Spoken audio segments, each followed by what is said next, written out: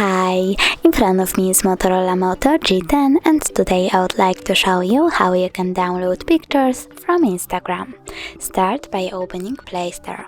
Now type Repost for Instagram or Repost Instagram and download this app from this developer.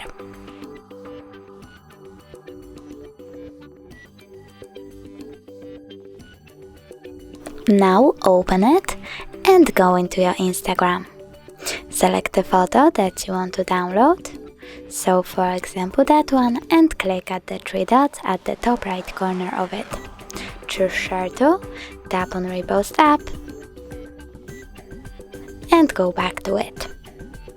Over here pick one of the options by clicking on the chosen one and tap on the photo that you want to download. Then click on this square icon to remove the label and tap the middle button. Now when I go into my gallery,